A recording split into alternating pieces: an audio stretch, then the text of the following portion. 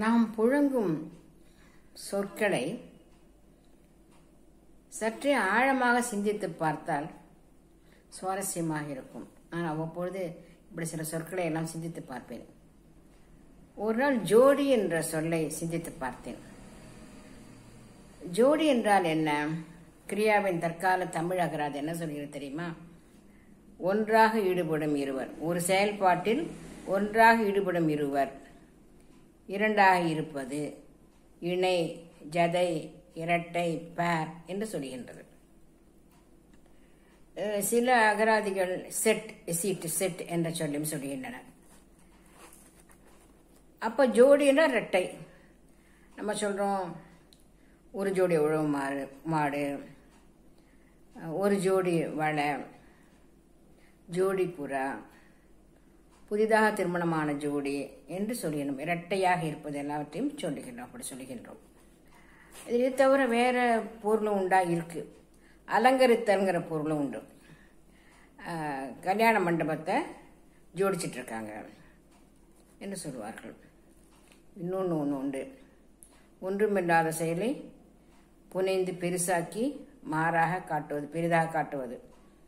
ஜோடிச்சிட்டாங்க, ஒன்றுமில்லாத கேஸை ஜோடிச்சு பெருசாக்கிட்டாங்க என்று சொல்லுவார்கள்.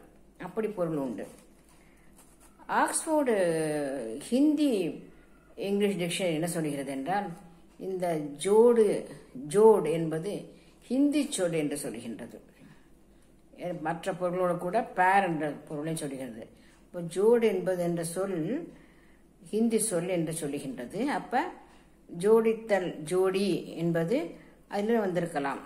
அந்த ஜோடு என்கின்ற ஹிந்தி சொல்லிலிருந்து வந்திருக்க வேண்டும். முன்னாலே விஸ்வநாத பிள்ளை என்பவர்கள் தொகுத்த ஒரு பழைய கால 1908 ஒரு ஆங்கில தமிழ் அகராதி இருக்கிறது. உண்மையில அது தமிழ் இங்கிலீஷ் டிக்ஷனரி என்று.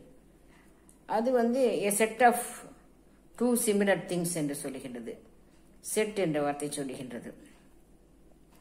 ஆக இது புரிகிறது, இதெல்லாம் புரிகிறது. இது எப்படி நம் புழக்கத்தில் வந்திருக்கிறது? இதெல்லாம் பரவாயில்லை. இசையில இந்த ஜோடி என்பது வந்திருக்கிறது.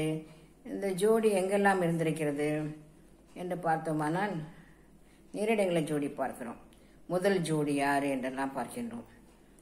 நாதஸ்வரத்தை எல்லாம் ஒரு காலத்தில் ஒரு நாசம் ஒரு தவிர தான் வாசிப்பார்களாம்.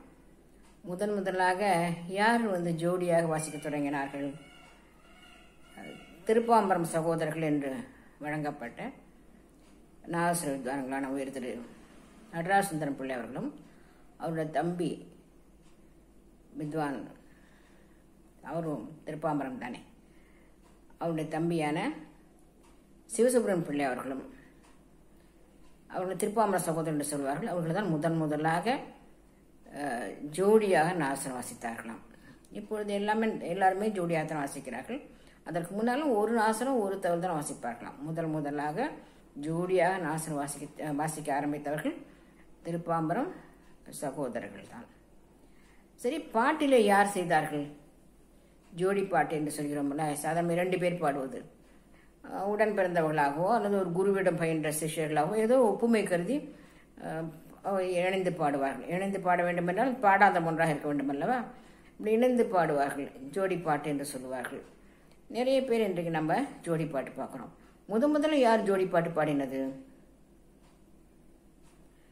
ராமாயணத்தில் லவனும் குச்சனும் தான் முதல் ஜோடி பாட்டுக்காரர்கள். வால்மீகி மகரிஷி ராமனுடைய சரித்திரத்தை, சீதையினுடைய சரித்திரத்தை பாடலாக பாடி கொடுக்க இந்த லவனும் குச்சனும் சென்று ராமனுடைய அவையிலேயே பாடினார்களாம். ஆக முதல் ஜோடி பாட்டுக்காரர்கள், வாய்ப்பாட்டு ஜோடி பாட்டுக்காரர்கள் லவனும் குச்சனும் தான்.